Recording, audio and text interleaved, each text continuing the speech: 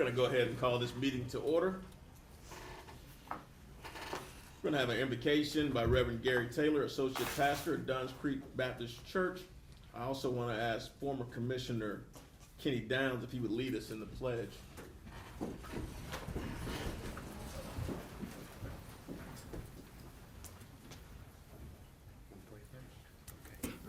Let's pray. Most gracious and loving Father, we come before you humbly this evening, praising your goodness and mercy. We thank you for your abundant blessings and for life itself. God, we ask for your blessings on this mayor, these commissioners, the various community leaders that have gathered here today. We ask for your wisdom as they govern, a keen sense of the welfare, the needs of the community. God, our ability to work together as a community. God, and personally, for their peace in their homes and their lives. God, that they'll hear from you as they make moral decisions based on your justice, righteousness, and mercy. God, we also pray for the men and the women who have dedicated their lives to the protection and safety of our community and our country, for the health and prosperity of our community, and God, for a revival that will move through this community, tearing down social, racial, and economic barriers. We pray for the agenda this evening, the students that are here representing their various schools. God, we thank you and we praise the holy name of Christ Jesus, our Savior. Amen. Amen. I pledge allegiance to the flag of the United States of America and to the republic for which it stands, one nation, under God, indivisible, with liberty and justice for all. Mr. Downs, I kind of see you standing in the background. Could you come forward for just a little bit? It's always good when we get an opportunity to have former city commissioners in the room. We'd be remiss if we don't recognize you today. Mr. Downs is one who served with me for years on the Code Enforcement Board. He was the chair of that board. We just thank you for being here today. We want to give you a little token of our love. Well, thank you so much. Thank you. Thanks.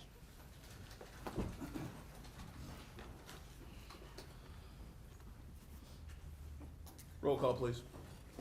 Mayor Hill, Here. Vice Mayor Brown, Present.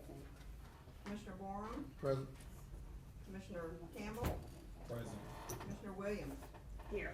All members are present and accounted for, and you have a quorum. Thank you. Has everyone had an opportunity to look at the minutes from the January 9th, 2017 meeting, as well as the January 12th, 2017 regular meeting? Motion to approve. Second. There's a motion and a second on the floor. All in favor say aye. Aye. Opposed, motion carries unanimously.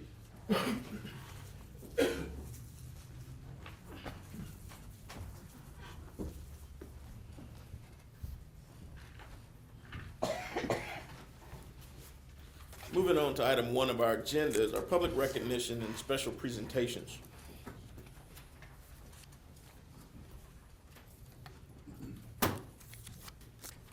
So for this month, we've got our Black History Month proclamation, and it reads as follows. Whereas Dr. Carter G. Woodson, founder of the Association of the Study of Negro Life and History, initiated Negro History Week in 1926, which grew into Black History Month during the 1970s. And whereas Black History Month is so designated to recognize, honor, and record the historical contributions and achievements made by blacks in the armed forces, architecture, arts, business, civil rights, economics, education, entertainment, exploration, history, law, literature, medicine, music, politics, science, and sports. And whereas February is nationally designated as Black History Month and is annually set aside for Americans to focus on the significant role African Americans have played in our country and in shaping our nation and culture. And whereas Palatka City Commission wishes to maintain and promote harmonious intercultural relations and highlight the rich ethnic and cultural diversity throughout the city of Palatka and Putnam County. And whereas the Palatka City Commission recognizes the importance of education and breaking the cycle of poverty, because education unlocks potential and remains our strongest weapon against injustice and inequity. The 2017 Black History Month theme, The Crisis in Black Education, focuses on the crucial role of education in the history of African Americans. As Associations for the Study of Negro Life and History founders Carter G. Woodson once wrote, if you teach the Negro that he has accomplished as much good as any other race, he will aspire to equality and justice without regard to race. Now, therefore, I, Terrell Hill, Mayor of the City of Palatka, Florida, together with the members of the Palatka City Commission, do hereby recognize and endorse and proclaim the month of February 2017 as Black History Month in the City of Palatka, Florida, and urge all citizens to join the Palatka City Commission in celebrating February as Black History Month each year, and to share in the spirit of the month and take part in the related activities that reflect the goals of Black History Month, and witness whereof I have hereunto set my hand and caused to be affixed to seal the City of Palatka, Florida, on this 26th day of January in the year of our Lord 2017. Terrell Hill, Mayor, Mary Lawson Brown, Rufus Borum, Justin Campbell, and Tammy Williams, Commissioners. At this time, is Chief Shaw in the room? I see Lysandra Williams in the back of the room, and also Angela Williams. Would you come forward and take this proclamation for me on behalf of Delta Sigma Theta?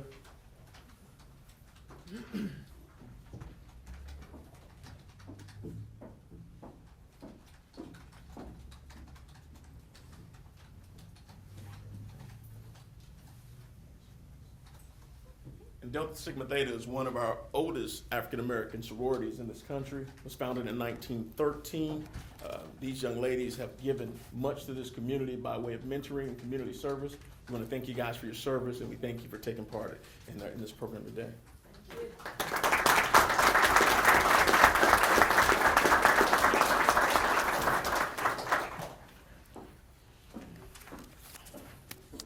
Pastor Sheila McCoy, would you please come forward?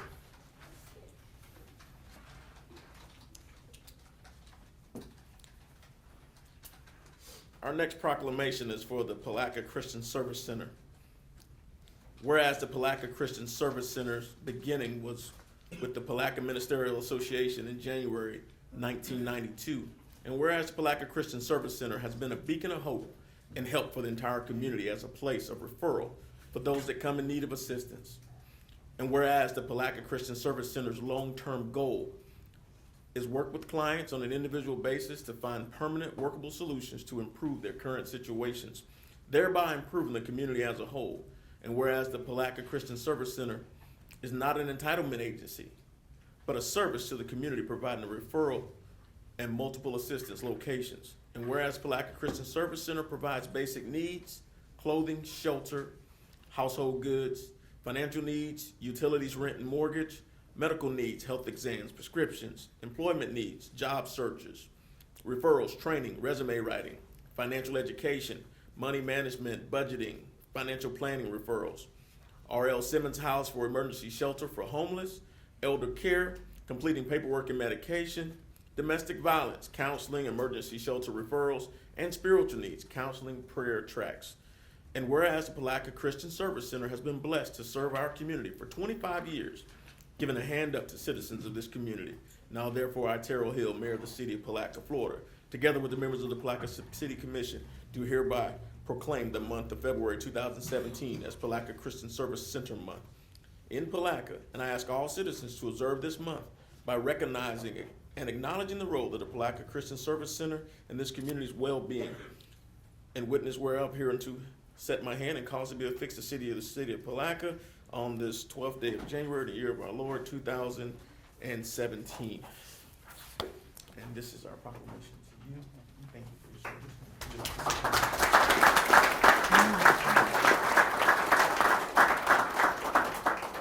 I would just like to give all praise and glory to God for the center being open for 25 years in service to our community.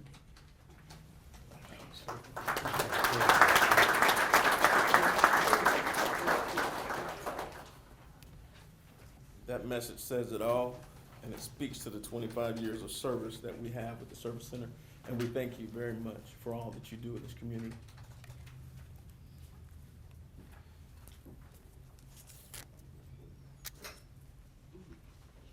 Our next proclamation is for our Palatka Pride Month. Captain Forsyth, would you come forward at this time? Along with Marsha Marinella from Keep Putnam Beautiful.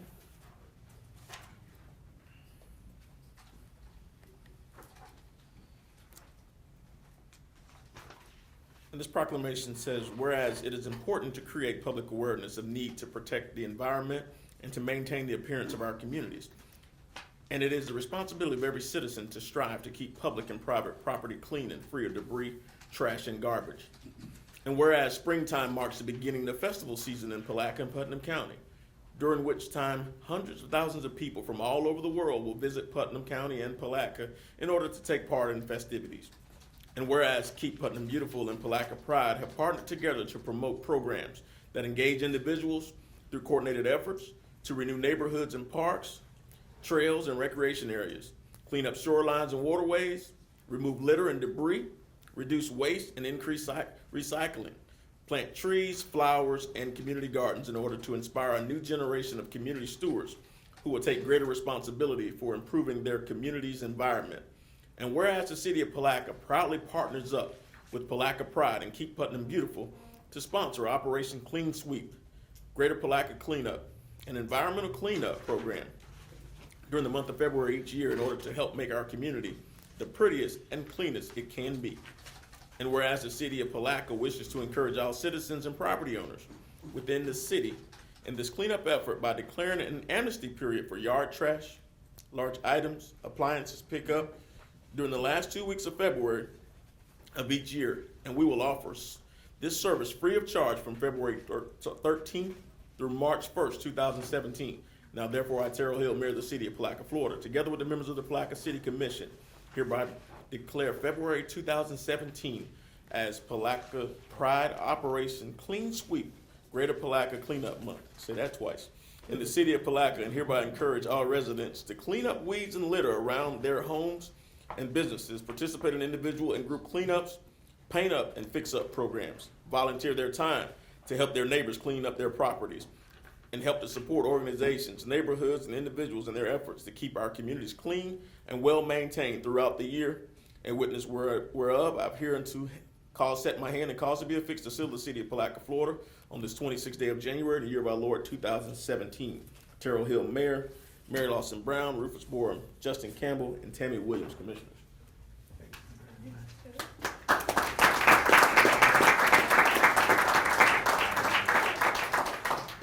On behalf of Keep Putnam Beautiful, I'd like to thank the mayor and commission for all of their support for the activities that we do. And especially we want to see young people turn out for our cleanups. We see this as a wonderful community building family event. We will have our schedules out on our Facebook pages and in the newspaper. The next cleanup is the third Saturday of February. We hope you can all come out and make it and really keep Putnam and Palatka beautiful.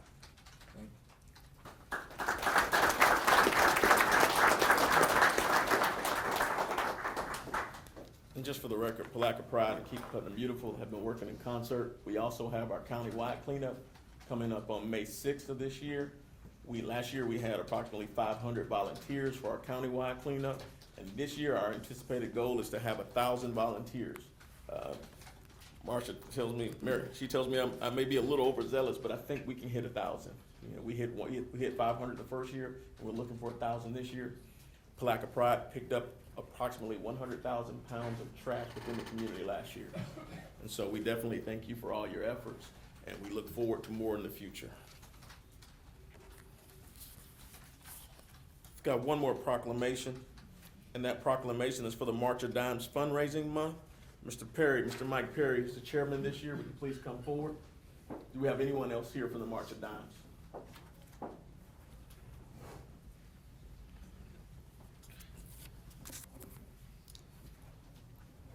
This proclamation reads as follows.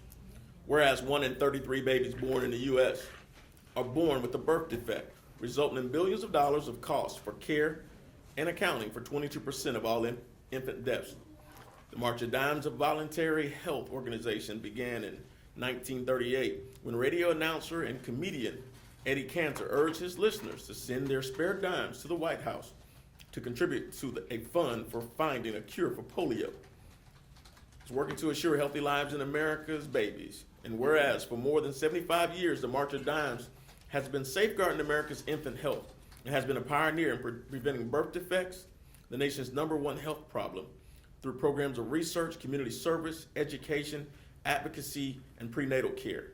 And whereas the March of Dimes kicks off its 2017 fundraising season in February, chaired by March of Dimes chairperson Mike Perry, which will continue until the official March of Dimes March for Babies event, which was initiated in 1970 to raise funds that support critical March of Dimes programs.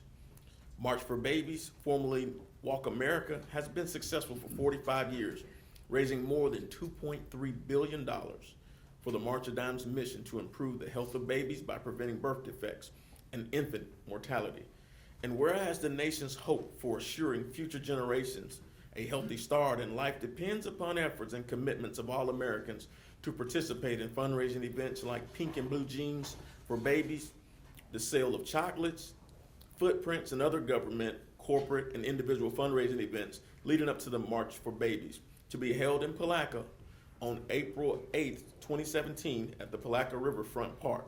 Now therefore, I, Terrell Hill, Mayor of the City of Palatka, together with the members of the Palatka City Commission, do hereby proclaim February 1st through April 8th, 2017 as March of Dimes fundraising days in the City of Palatka, and we urge all citizens of our community to support the important efforts of the March of Dimes in helping to give babies a healthier start in life by participating in and contributing to various March for Babies team fundraisers.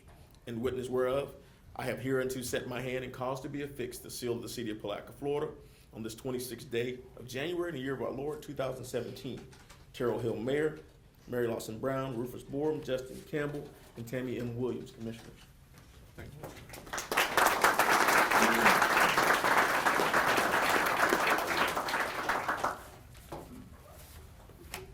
Mr. Mayor, it is an honor to receive this proclamation from a fellow Kiwanian and a man that I know to be dedicated to the welfare and safety of the children of this community.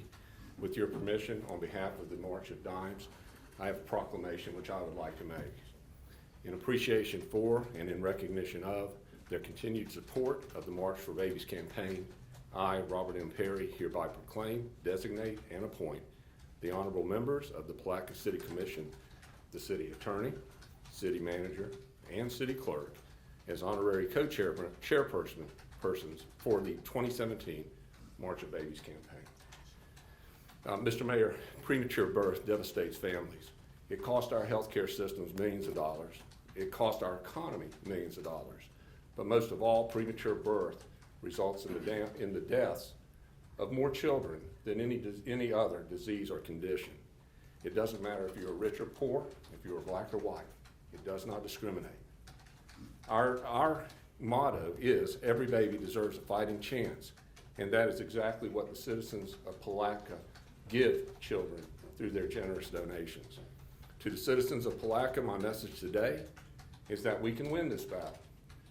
We can erase this scourge from the face of the earth. Please take this message to your churches, your service clubs, your civic clubs, your veterans clubs, and to anyone that you think can help us.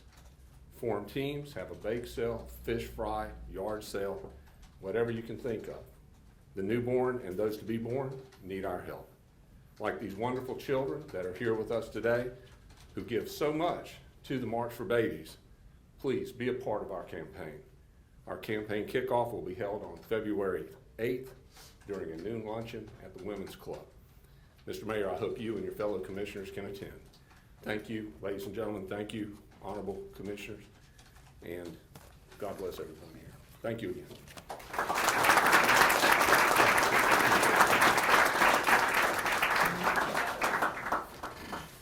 And again, we want to thank Mr. Perry and the March of Dimes for the work that you do in this community.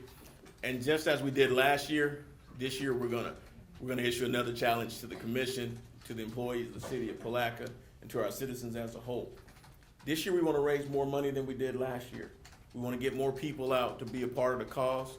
And my challenge this year is for each one of our commissioners to raise at least $1,000 for the cause. So that means get out, call your friends, do whatever you got to do. Let's try to get out and solicit and see if we can get $1,000 for the cause. So we need at least $5,000 from the City of Palatka, from its employees by way of contributions, and I don't think that's too much to ask for. So it's time for us to get out. Usually me and Ms. Driggers are out there. She's coordinating the teams.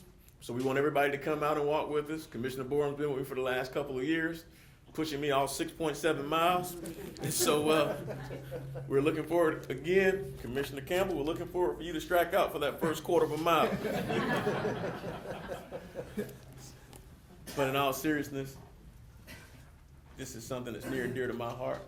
I've got a cousin who was born on the same day at the same time with a birth defect. Very different circumstances in life. I love him like a brother, and it's an opportunity for us all to share and a chance to really help reduce the amount of birth defects that we have in children in this country. So let's all give in some manner. Thank you again, Mr. Perry. And now for the time that we've all been waiting for. Our Student of the Month program has been canceled until February. But just before we do that, I've got a Student of the Month of my own that we want to bring forward and have him talk a little bit. I met him today at the Arbor Day program. And one of the things that we always want to do is we want to recognize young people and give them an opportunity. Whenever they're doing something great, when they're doing something out of the ordinary, we want to recognize them and encourage them to continue on. At this time, there's a young man that I want to bring up here by the name of Jess Moats. And Jess, I want you to come up and just kind of inform the community about what you're doing. We're going to take a little bit of privilege. Jess is not on the program, but we want to let Jess talk about his program a little bit. Thank y'all for allowing me to be here. As you said, my name is Jess Moats, and I go to College Park Baptist Church. I'm a student at Palatka High School and dual enrolled at St. John's River State College. I came here today to talk to you about a garden that I started that I like to call God's Garden, and to ask for help in expanding it throughout the entire community. I got this idea from a conference called the Hugh O'Brien Youth Leadership Conference, which encourages students like myself and like all of us to find our way to help our community through our own abilities. So I was thinking about how to provide food for my own community, because poverty is a real thing, especially in Palatka. And I thought about how can food drives simply provide for somebody one time, and then once the food is out, then they're out of food again. But I thought that with a garden, as the little bit of ag background that I had, that I could continually provide for these people season after season as we continued to plant it each and every time. So my initial idea was to teach people in low-income neighborhoods how to garden so that they could have their own, but I was prompted to start my own garden first and expand from there. So I decided to start a garden at my church, which is College Park Baptist Church, and because we have so much land out there and we pretty much just mow it. So I started out there, and the purpose for this garden is to feed people physically and spiritually by giving them bags of fresh vegetables and showing them the love of Christ and witnessing to them as well. So I got started. I planted my first garden April 4th, 2016. As I said, I call it God's Garden because God really had his hand in it. It's a 60-foot by 60-foot garden, and it was so successful that I planted again October 19th, 2016, which is the garden that I'm currently harvesting and handing out vegetables from. A friend of one of the church members plows it up for me with his tractor. His name's Mr. Mike. All the seed has been donated by Putnam Feed and Country Feed, and then the garden is planted, watered, and picked. The results of this garden have been plentiful. We've handed out over 200 bags of vegetables from this garden altogether to people in need around the community, people who live in places, for instance, like Madison Court, Edgar Johnson Senior Center, Washington Street, the Bread of Life, Church Shut-ins, and many other low-income households, really just anywhere in the community that needs food. So, like I said, once again, this is proven to be God's work and not mine, because it's been evident to me through prayer and hard work that God's had his hand in this garden, because before I planted this garden, I had never planted a garden in my life. I knew little about gardening. Like I said, I've taken ag classes and knew some from that, but other than that, I had never done it before. And then here's where y'all come in. So my initial plan and my goal now is to expand this garden project that I've started and get gardens started in neighborhoods, churches, and really anywhere around the community in order to provide food consistently and constantly to people who simply don't have enough food or money to provide for themselves. This is a very big plan and idea, but very possible, which is why I need help. There are many churches and organizations trying to help care for this community separately, and it is my goal to gather them all together into one so that we can truly make a difference in this aspect. The main thing that I need right now is manpower, just people to simply help, because I wanted to expand, but I just didn't have enough power. And doing the fact that I can do a 60 by 60 garden almost by myself just makes me think of how much more we could do if I had more help, if we had 10, 20, however many people helping with this project. And as the project expands, I will also need resources as well. I'm willing to do whatever it takes myself to get this done, but I need the help of you guys. So if any of you are interested or able to assist me in any way, then please come talk to me after this meeting and provide me with your contact information so that we can get this project started. Thank you very much.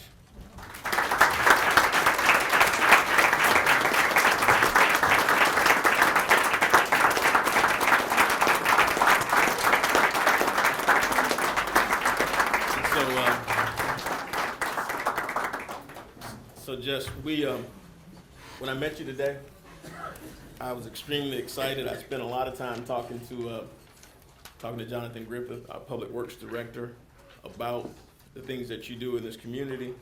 And it's always good to see young people give back. It's refreshing. And so we wanted to make sure we gave you something to commemorate this time. And there's a certificate of appreciation from the City of Palatka City Commission to Jess Moats, in grateful recognition for your outstanding volunteer work, community activism, dedication, and commitment as a community gardens advocate.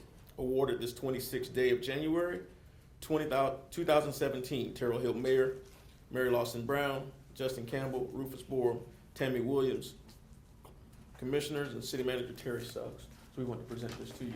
Thank for you. your wonderful work.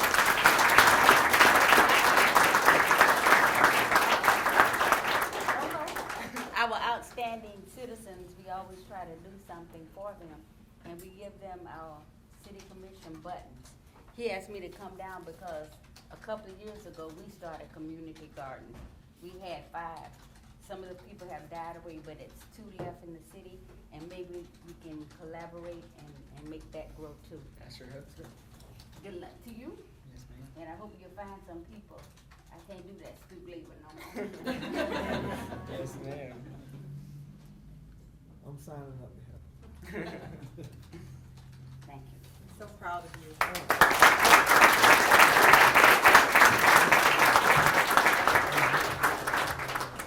I don't know if Jess's parents are here today or any of his family. If they're here, we know that you've had a hand in raising this young man.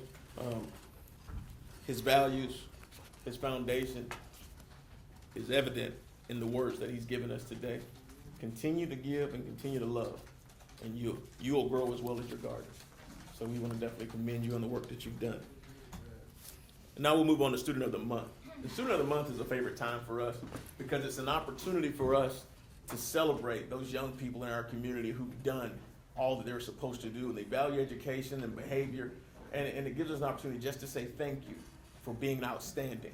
But before we do that, we want to make sure that we recognize the foundation that's there, building them up on a daily basis. So with our parents and friends who've accompanied the students, would you please stand at this time so that we can recognize you?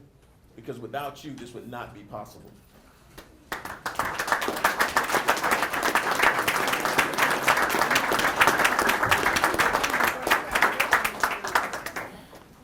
And there's that other group that goes without hearing the words thank you very often. It's the educators. And we've got a group of educators who usually hang out in the hallway as we get started. But we want to just make sure you educators that are in the room tonight, would you please raise your hand and be recognized, or stand if you're inside, because we want to make sure that we tell you guys thank you for the work that you do.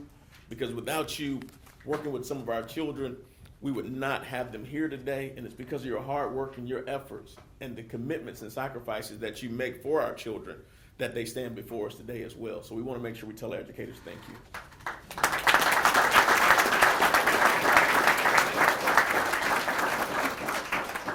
And so this month, we've got an educator who's going to come up here and help us. It's her first time with Student of the Month, so I'm going to ask that Commissioner Williams come forward at this time. She's going to assist me with the Student of the Month awards. I was going to spread it like Commissioner Borum to stand on this side. Am I right, Borum? Am I here? It helps. Teachers have their own special instructions that they give out. We don't follow instructions well, I can say. Just stand in the front of class, you'll be fine. And so, as we give these awards out this time, we're going to ask that the school official accompany the child up. We're going to have you guys line up across the front of the room. When you finish, we'll have all of the officials leave. We'll make one line. We'll take a picture for the newspaper first. Once we do that, we'll have a single file line. We'll take a break so that all family members can take pictures to commemorate the event. So we'll take a little bit of a break as we go through, and we're going to go ahead and get started because I know most of you are rearing up for what we have going on during this meeting. Our first recipient is very close. He's another outstanding citizen that we've had, and we've recognized him in the past. From Browning Pierce Elementary, Lance Dollar.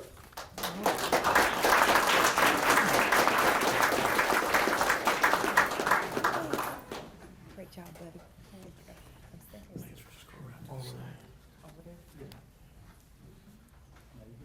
From CL Overturf, 6th grade center, David Cliff.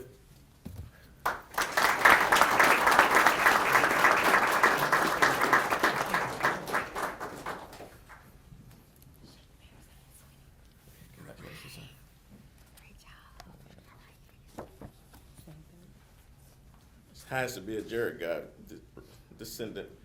From the Children's Reading Center Charter School, Mackenzie guy.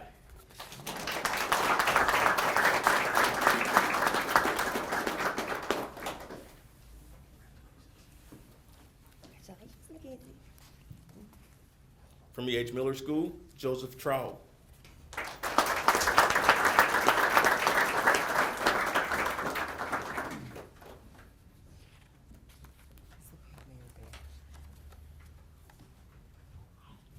We've got Ms. Hepstrom here today. From James A. Long Elementary School, Kaylee Giddens.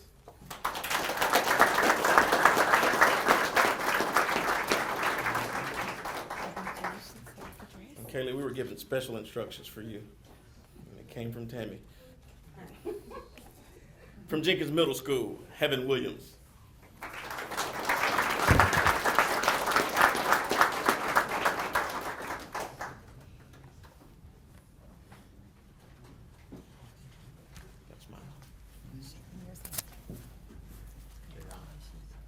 From Kelly Smith Elementary, Zachary Sellers.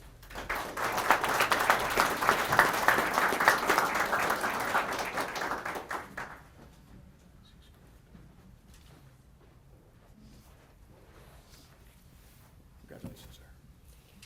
Great job, Zach. From Mellon Elementary, Jasmine Brown.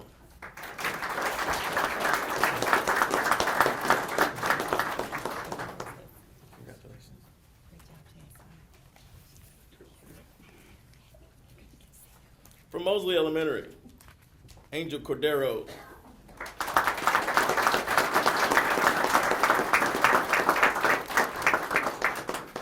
job, Angel. From Palatka High School, Haley Smith.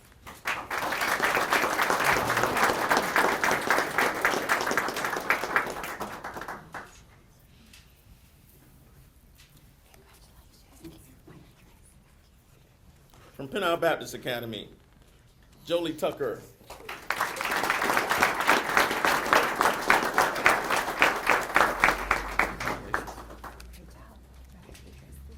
From Putnam Academy of Arts and Sciences, Michael Smith.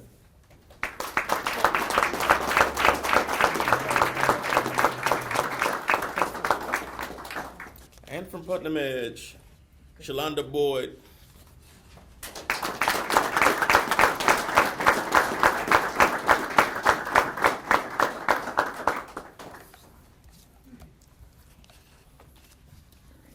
So definitely want to thank all you young people for the great work that you do. There's something that I always like to say every time we come up here and we have students in here. Mr. Lee, you can attest to it. We learned this in the 3rd grade back in Ms. Green's class at Mosley. And it simply says, I am somebody. If my mind can conceive it and my heart can believe it, I know I can achieve it because I am somebody. Commissioner Williams, you can attest to it as well. You know that very well. And so what we want to tell you young people is that you are somebody. Never let anybody tell you that you aren't. Never let anybody tell you that you're not destined for greatness. Because if you set your mind to it, you can do anything. So just continue to work hard, continue to take education seriously, and continue to be great Palatkans. So we want to thank each and every one of you for the work that you do. We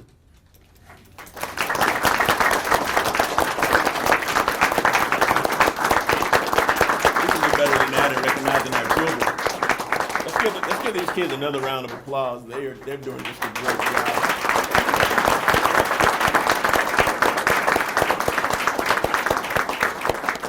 So at this time, we're going to line up. We're going to have our smaller students. We want you in the front. We'll have two lines. We'll ask our school officials at this time to just let us line up and take the photo. All right. We're going to go ahead and get started back. What?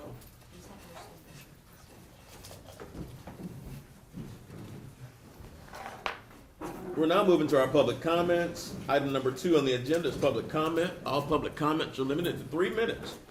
No action will be taken on topic of discussion. If you're here for public comment, please fill out a yellow speaker's card in the back, bring it forward, and we'll present your information at that time.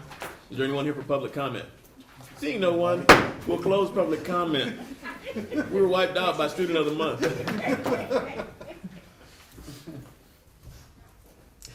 Moving on to item 3 of the agenda, laughing is catching. Our consent agenda. Item A, adopt resolution number 2017-12-05, authorizing execution of the Florida Recreation Development Assistance Program Grant Agreement number A7058 for Hank Bryan Park Improvement Project. B, adopt resolution number 2017-12-06, authorizing the execution of FEMA 4283 DRFL Florida Assistance State Agreement related disaster recovery efforts related to Hurricane Matthew. C, adopt resolution 2017-12-07, awarding bids to PNS Paving in the amount not to exceed $700,000 for construction of CDBG C04 Southern Riverfront Improvement per results of ITB 2016-12. D, adopt resolution 2017-12-08, authorizing the execution of a construction administration work order 17-48R with Passeroy and Associates in the amount of $90,000 for CDB project number 15DB-OJ046402C04 for Phase 4 Riverfront improvements. E, adopt resolution number 2017-12-09, authorizing the purchase of specialty playground equipment from Compan as a sole source provider for Riverfront Park nature-based playground project.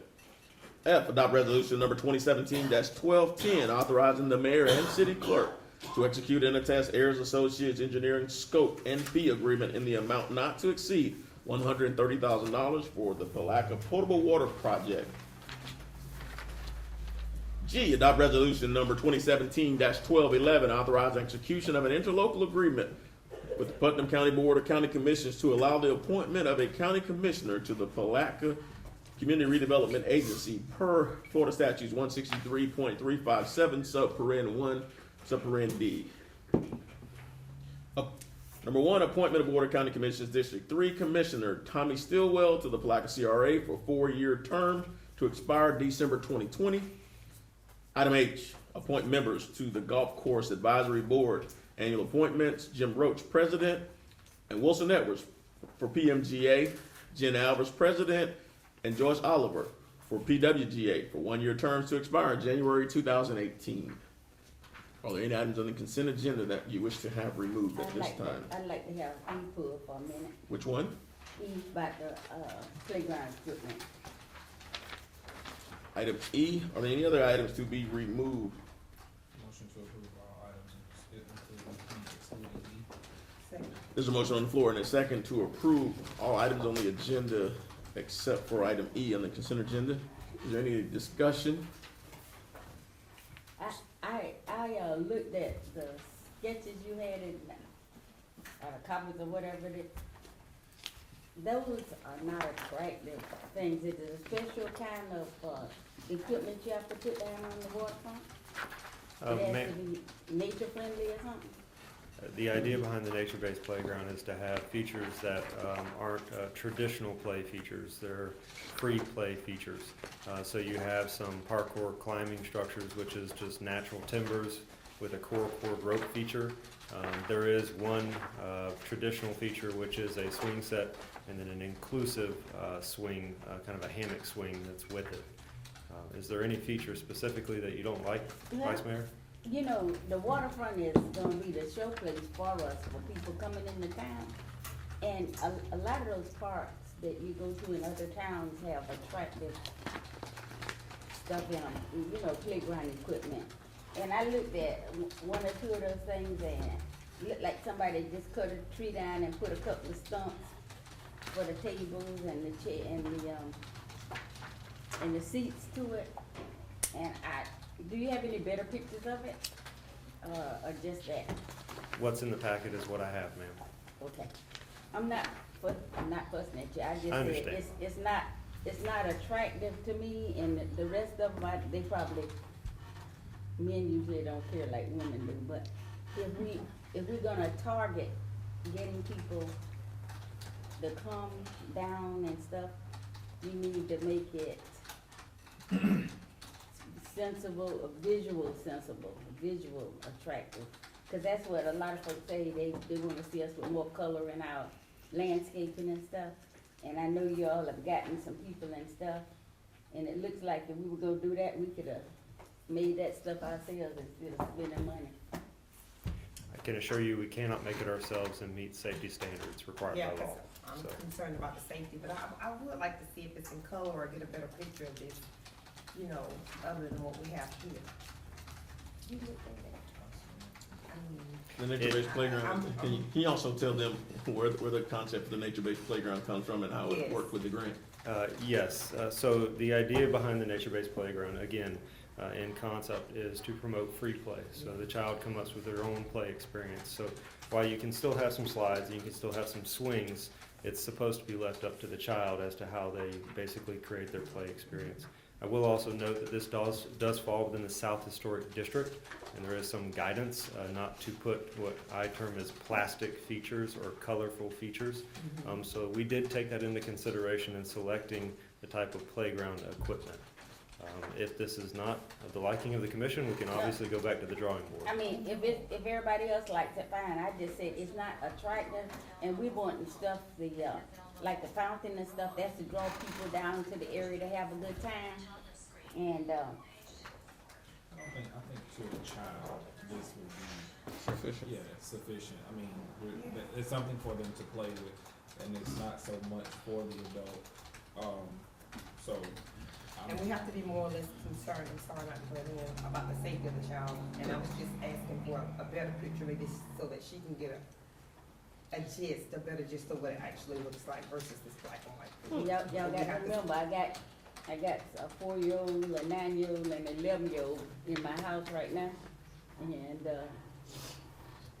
I understand what they need, but I just wanted to bring that up to you all.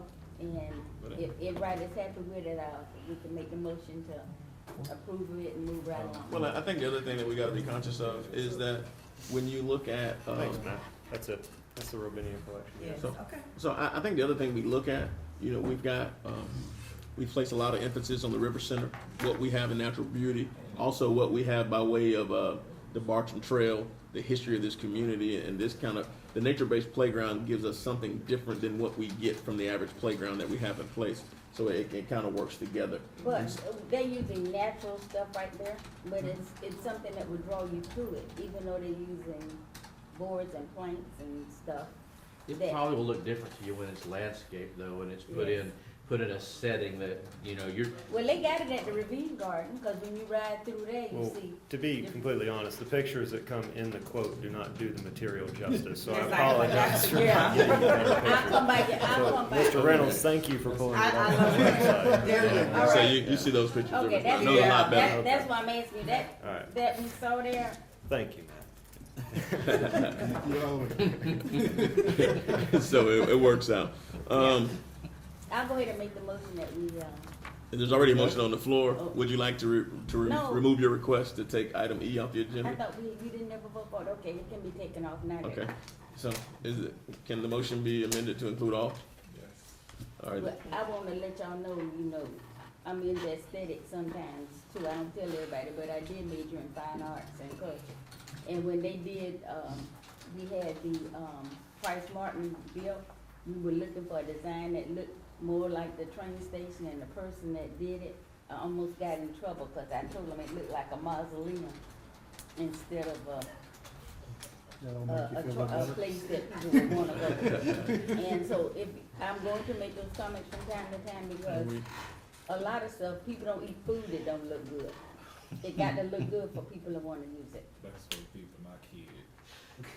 But kids too. Well- Kids are like that too. Okay, we got a motion on the floor, and the motion is to, the motion is to accept the consent agenda as written. There's a second on the floor as well. All in favor say aye. Aye. Opposed, motion carries unanimously. Moving on to item number 4 on the agenda is our request for funding for shelter repairs. Chandra Riffey, Executive Director of Lee Conley House Domestic Violence Shelter Program. Thank you so much, Mayor Hill, for allowing me to come up. Commissioners, Mr. Suggs, Mr. Holmes, it's a pleasure to be here. Vice Mayor Brown, it's so good to know, as long as I've been away, that some things just don't change. So thank you for keeping that up. As you know, I'm the Executive Director of Lee Conley House, and I'm back.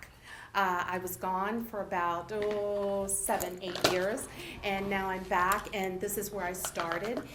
Many of you may not know, or many of you may know, that the Lee Conley House is named after former City Commissioner and Mayor Lee Conley, and it became the 41st Certified Center for Domestic Violence in the state of Florida in 2002, and I was happy to usher it into that new dimension. It continues, and we have grown. We have, in the last year, served in just the shelter. I'm only talking about our shelter. We have served 215 women and children with an average of 48-day stay, 6,838 nights of shelter, 729 helpline calls. Those are non-duplicate. Those are just original calls. 470 pieces of information and referrals, and we gave out more than 300 safety plans that are vital and life-saving to those that walk through our doors. We currently receive various funding from both federal, state, and local dollars.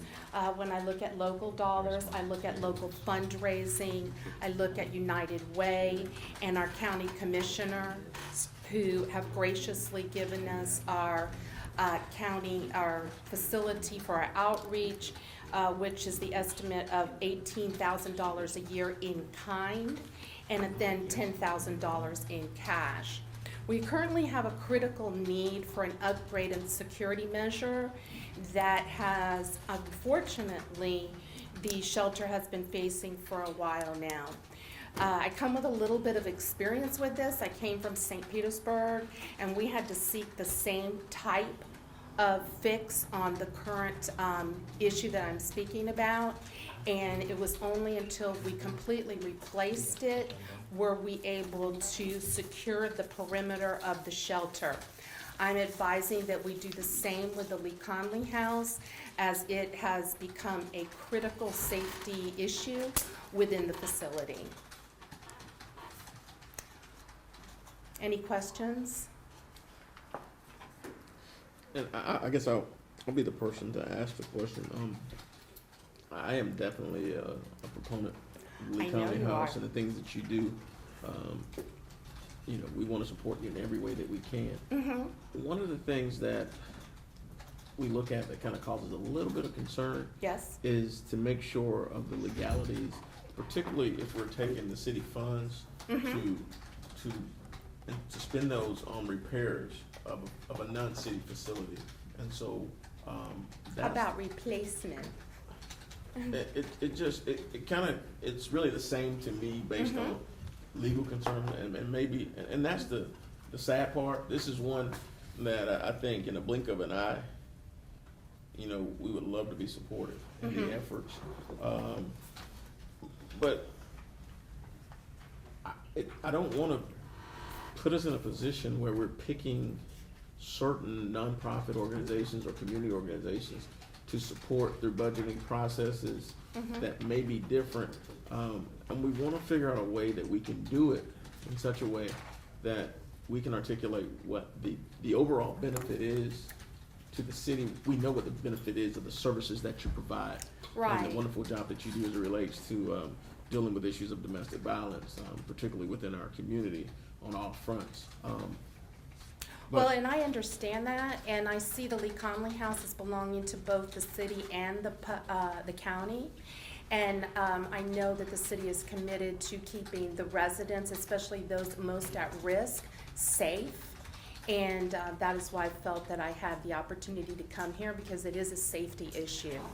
We are facing a critical safety issue right now. We had always been included in the city budget, and I believe that during the time of cutbacks, we were excluded from that, and or perhaps somebody did not apply in a timely manner. I am not quite sure. I can't speak for my predecessors.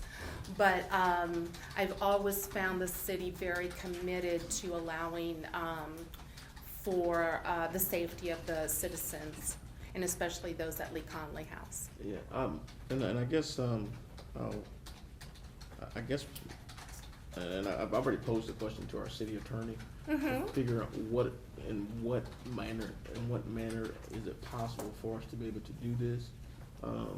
My suggestion is that you get with the city attorney. I mean, the commission can do whatever it so chooses at this point, but the commission can make, you know, whatever vote there is.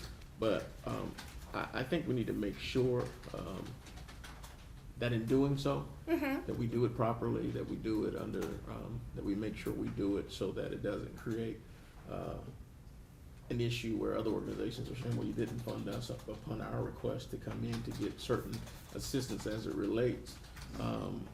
I would have loved for this request to be tied to some assistance with programs or partnership from that standpoint, because I think it makes it just that much, it makes it that much easier to do. Right. And so, but I'll let Mr. Holmes talk a little bit more because Well, can I ask one question before we go up? Do we have the funds to do it with? For one thing, we had a shortfall, we thought we had a certain amount of money and somebody calculated it wrong to give us for our tax part. And it made us be short. Right. Do we have, ask Matt, do we have the money to do it with? Cause that's, I mean, we could vote to do it, and if the money's not there, so I'd like to know if it's if we do we have it? Cause I ask this every time anybody asks me. I know you do. We're still trying to remember that. recoup dollars based on the scenario that you're talking Yeah, about, I know. and we're trying to recoup that over the course of the year. And there's quite a few dollars that we're trying to recoup so that we don't dig into reserves to deal with some of those Right. issues. And Mayor Hill, respectfully, I say that the Lee Conley House has about an $87,000 shortage this year. 3 grants that we were counting on heavily have not come through. Right. One of them being a HUD grant that was essential in running our transitional housing. And we've had to limit participation in that. HUD is now turning towards rapid rehousing, and unfortunately, due to the proximity to the shelter, we're not able to do anything with it other than that. So had I known that, I would have been able to find a dozen different ways to approach this. If we could resolve it today, I would love to, and I understand your hesitancy on that. I could sit here and say I need to run a shelter, so. I'm just, I don't want to leave him hanging out there. I Thank voiced a you. concern, not, You were concerned. not a concern about the merits of your organization. Don't get me wrong. I don't think anybody up here has any question about that. The concern is just taking taxpayers' money and funding a request made by a nonprofit organization And you didn't say in here how much money you're talking about. $4,700 is the, we've taken 3 bids, and I've been out very, very busily trying to solicit Yeah, I'm sure some you of the have. other funds, and I have been able to solicit it, which has brought it down to the remaining $4,700. And the question is simply, when you're dealing with taxpayer funds being given to a nonprofit, you know, what's the justification for it if it's not a city program, not monitored by the city, not in the city's budget? And then how do you differentiate between you and the next worthy group that might come and seek funding at a $5,000 level for something that's a very worthy project too? And at some point, there is an issue, a policy issue involved. So I do have a concern. Happy to talk to whomever that is directed, but I have to admit I have a concern. Is there a standing policy in which precludes you from allowing this to occur? Only the fact that we're spending taxpayers' money, which is being essentially given or delegated to a group that really isn't supervised by the city for expenditures. And there's, at some point when you're talking about $5,000, that's it could in fact become an audit issue at some point. But there's a policy issue of taking taxpayer monies and giving it to a nonprofit. I mean, if you think about the overall policy of how you decide who gets those funds, there is an issue. What do we say to the next person that wants $5,000? Do we say, well, your cause isn't as worthy as the last one? And that's a pretty presumptive thing for the city to start saying, because there are a whole lot of worthy causes. And since we don't have a budget, do we have a budget allocated to give to nonprofits who seek assistance? No. So that's an issue. It's just an issue. I'm not saying it's not for me to vote on, but it's got to be something I at least raise an issue or a concern about. Well, and I am here because in the past, I did have to come before the city commissioners one other time when there was a shortfall before we started getting federal and the state funding. And they were most generous to help us in keeping those citizens safe. So of course, this is one of the places that I would have turned to. Sure, I don't blame you. So I think there may be a precedent set. Well, We've done some precedents. Well, There's been some other presidents Yeah, that here. what happened is our budget got where it wasn't balanced, and at that time, we had a couple of things we would, give to and had the money set aside in the budget for them to get so much, and then we cut it in half because we didn't have quite enough. And, then we had to look really hard because we had to go begging for funds. And that's Yes, why, ma'am. that's why you don't see it anymore, or you all don't get it anymore. Yes, Um, ma'am. Yeah. Thank you. It- Thank you, it's- Vice Mayor. And so, this is probably, this is the difficulty in particularly dealing with taxpayers' dollars. There are things that we would want, that we will do personally, that we may not necessarily be able to do as a commission. And there may be, some methods to actually get it accomplished, but, my opinion is that, there needs to be some additional conversation, and research as to how it may possibly be able to be done, or if it can be done, or if there are any audit issues that pertain to it, or any legalities that need to be hashed out beforehand. We understand that time is of the essence for It you. is, when it comes to security at my facility, it is, because I have 12 children and 12 women sitting in there, so got to keep them safe. And That's so- my job, It is. and it's my job to ask. And and we definitely, and so that's kind of my concern. I don't necessarily want to be the only person who kind of dominates this conversation. Are there any other comments from the commission as a whole, or from Mr. Suggs or anyone? Anyway, I'm just saying something. I really do think you have kind of hit it on the head.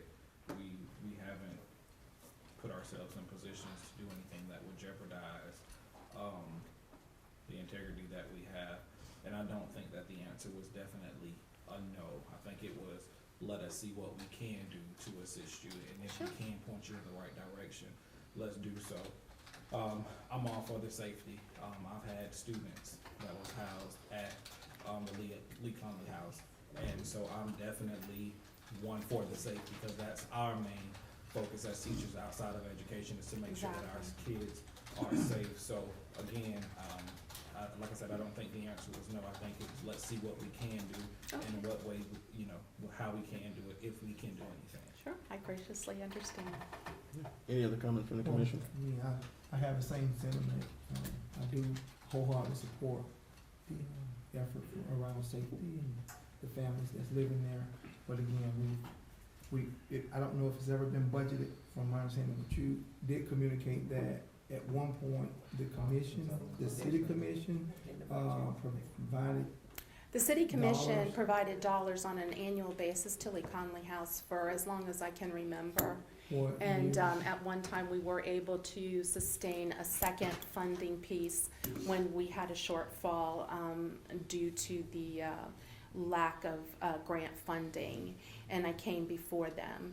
And in fact, it was. And that's a good point, but here's what we got. I looking at this from a understand completely. Policy perspective, just because they may have done that, it may have not been the right thing to do at the time. And Completely right now, we're just understand. going through some audits anyway, so we want to make sure that we're being proper Completely and- understood. with our taxpayer dollars. So let's I do this. completely understand. I think this is, and it's probably gonna be the comment that comes from the city manager. Let's see if we can, if it's by way of motion, my suggestion is that we have you get with the city manager and the city attorney. Yes. We look at the viability of how we can make this work. We also go back and look from a historical perspective, of what we were doing from a funding standpoint previously, and see if there's a way, to find, to see if there's a way to make this happen. Thank you, In Mayor. so many ways. Thank I don't know if we have the money at this point. Well, I do know we don't have the money, but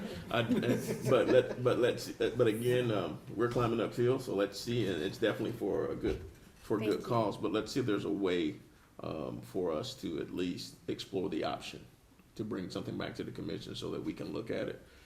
That may not be the answer today, but That's it's an fine. answer. And so I'll make a commitment, although we won't be doing anything tonight from way of the commission, I will make a personal commitment to do something to help you out. Thank you. So if there's a motion from the commission at this point, I'll entertain it. Make a motion that a meeting be set up with the city manager and all the appropriate people that needs to be a part of that meeting, be within that meeting to see what we can do, to make this happen, if there is anything that we can do. Thank you. Second. And that motion is to bring it, will we be bringing this back on a date certain? Do we wanna bring it back on a date certain? Let's bring it back in February. Is that okay? Because we only have that one. Just, Yeah. we only got the one meeting in February. Does that meet your timeframe? It will certainly assist us greatly. So let's come back in February and discuss this. That's the motion on the floor. There's already a second. Is there any discussion? Question. Questions called, all in favor, say aye. Aye. Opposed, motion carries unanimously. I thank you so much for your time and your consideration, and I understand fully the dilemma, and I admire so greatly the work that you're doing. So thank you very much, each and every one of you. Thank you. Thank you. Now moving the agenda to item number 5, which is our public hearings. Item number 5 is 3803 Krill Avenue and 3805 Krill Avenue, 102 Highline Avenue. Planning Board recommendation to annex assigned C1 general commercial zoning to the property. James Militello, owner, Palatka Building zoning applicant. Item A, annexation ordinance, second reading. An ordinance of the city of Palatka, Florida, annexing into the corporate limits of the city of Palatka, Florida, certain adjacent territory identified as 3803 Krill Avenue, 3805 Krill Avenue, and 102 Highline Avenue, located in section 11, township 10 south, range 26 east, public records of Putnam County, Florida, contiguous to the boundaries of the city of Palatka, and providing an effective date. So moved. Second. So motion on the floor in a second. We're now open the floor for public hearing. Is there anyone here for public hearing? Seeing no one, we'll close public hearing. All in favor say aye. All in favor say aye. Aye. Opposed, motion carries unanimously. Moving on to item number B, future land use map amendment ordinance. An ordinance of the city of Palatka, Florida, providing that the future land use map of the adopted comprehensive plan be amended with respect to the following parcel of land less than 10 acres in size from Putnam County COM commercial to CON commercial for parcels identified as 803 Krill Avenue, 3705 Krill Avenue, and 102 Hylon Avenue, located in section 11, township 10 south, 26, range 26 east, providing for severability and providing an effective date. So move. Second. Is there anyone here for public hearing? Seeing no one here for public hearing, we'll close public hearing. Is there any further discussion? Questions called, all in favor say aye. Aye. Opposed, motion carries unanimously. Item C, rezoning ordinance, second reading.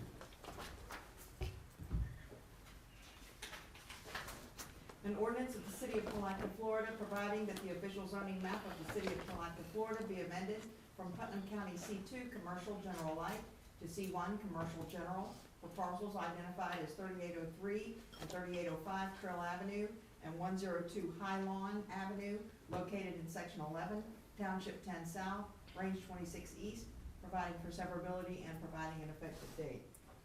So move. Second. There's a motion on the floor in a second. Is anyone here for public hearing? Seeing no one, we'll close public hearing. Is there any further discussion? Question. Questions called, all in favor say aye. Aye. Opposed, motion carries unanimously. Moving on to item 6, 1001 Hudson Avenue, substantial change to existing plan unit development PUD zoning. Staff and planning board recommendation to modify plan unit development zoning to the property M1 Light Industrial. Scott Gatchell, facilities director for Putnam County Schools District applicant, second reading adopt. An ordinance of the city of Palatka, Florida, providing that the official zoning map of the city of Palatka, Florida be amended as to that certain property located in section 12, township 10 south, range 26 east, located at 1001 Hudson Avenue, substantially modifying the existing PUD/PDF1 planned unit development / public buildings and ground zoning, providing for severability and providing an effective date. So moved. Second. There's a motion on the floor in a second. Is there anyone here for public hearing? Seeing no one, we'll close public hearing. Is there any further discussion?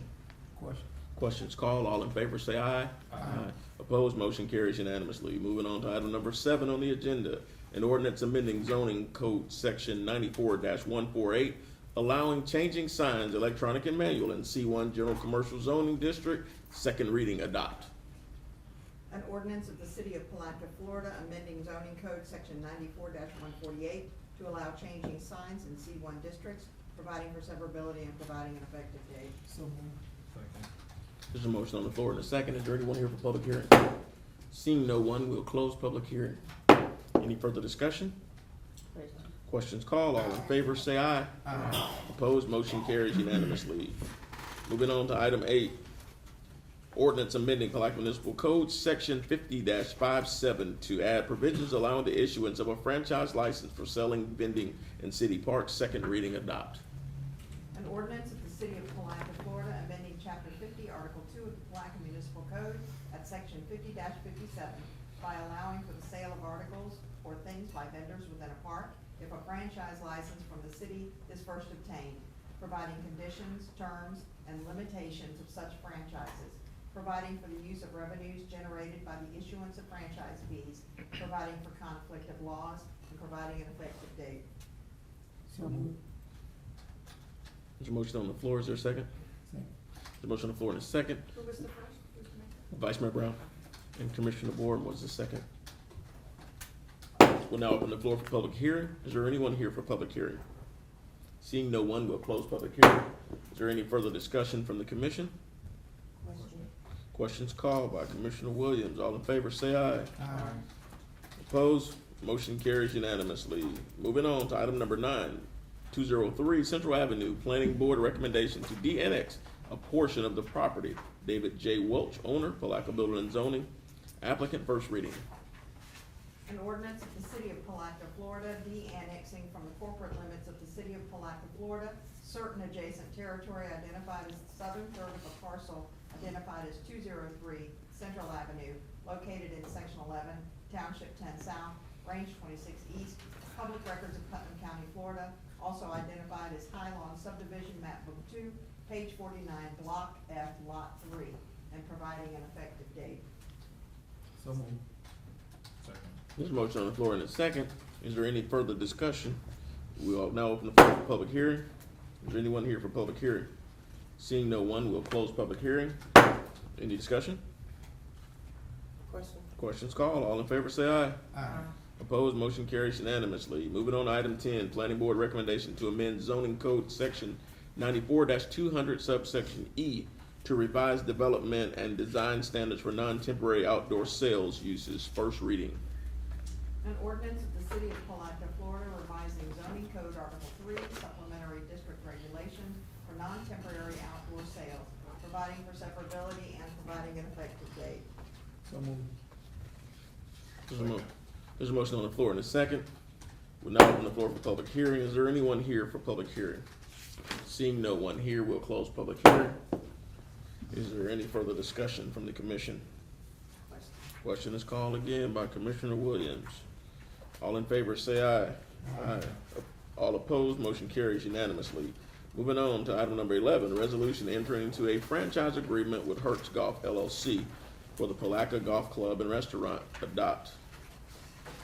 A resolution of the City of Palatka, Florida, authorizing the execution of a franchise agreement for the Palatka Golf Course between Hertz Golf LLC and the City of Palatka, Florida. Is there a motion? So moved. Before we do that, before we do that, I'll let Mr. Suggs present just briefly. Yeah, we have a slight change to the agreement that was presented in the packet. If you'll flip over to page 20, it is section 17.4.1, paragraph C, in reference to the fidelity bond. After speaking to Mr. Hartz as well as our city attorney, we have stricken that requirement from the agreement in its entirety. We believe that the insurance coverages that Mr. Hartz already has in place pretty much covers the city in that facility. So that will be the change that the city manager has made as far as recommendation on this franchise lease agreement. And just for the record, Mr. Suggs, I think you know the answer to this question. The exclusion of the fidelity bond and replacement of it with insurance suffices to cover the issues and the concerns that have been previously stated in the audit. I believe and confirm with our city attorney that that the insurance that Mr. Hartz already has in place covers us fairly comfortably with the loss of revenue due to staff and things of that nature. Mr. Holmes, do you have anything that you'd like to add? Well, the fidelity bond is actually to cover such things as employee theft, not our employee, but Mr. Hertz's employees. The policy limits are high. This was part of what was taken from a similar ordinance in a different area of the state that we used as our basic template. Correct. We made huge changes to it over a lot of hours, but we started with their basic template. In essence, the cost of getting a $500,000 bond to guard against and indemnify you if your employee steals from you is substantial. So from the perspective of cost benefit, I guess it's one of those trade-offs. Can I tell you that you got some other insurance in here that's going to do the same thing this does? No, I can't. But if you think about the context of this, the employee doesn't work for us, he works for Mr. Hertz. So if he steals from Mr. Hertz, from our perspective, the city's concern is Mr. Hertz honoring his contract with us? In that context, I think that it's going to behoove Mr. Hertz to watch his employees closely and monitor his operations so that he minimizes any theft, and any theft that does occur, hopefully it's going to be on a small enough level, if there is one, so that it doesn't affect the overall nature of his operations.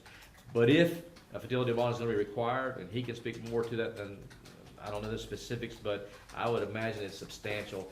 The fidelity bonds I've seen in the past have been more in the nature of a $50,000 bond, instead of a $500,000 bond when you're talking about employee theft. In a context of this, you're not talking about people who are dealing with huge amounts of cash every day or something like that. We're talking about operations at a golf course. So, is it a concession? Yes, but it's not it's not anything like the concession that you make when you don't require a performance bond on a building contract or something like that. It's a whole different animal. Or a letter of credit. Or a letter of credit. That's correct. So the city is in many ways provided with some level of insulation as it relates to certain things going on at the golf course. Now, I wanna say, if we can move while we're leasing to them, the first question, We're not technically leasing. oh, well, what we doing? We- Technically, Technically, we're entering into a franchise agreement. okay, franchise. And there's a reason for that. I'm not trying to be No, too I lawyerly with you. I'm telling you that there may be a property tax Okay, ramification. I really don't care what we call it. I just would Okay. like for, all of us and the people who are watching us to understand the benefits that the city will get from doing this franchise with this company. They put it up for sale and we had nobody who wanted to buy it. This was the next step to it. And, I talked to Matt and he gave me some idea of how it would help us to get from under the cost that the money we've had to pay out. And I'd like for him, if he would, to, kinda enlighten some of the other folks on why we feel like this is something that would help us in getting out of some of the debt with the, golf course.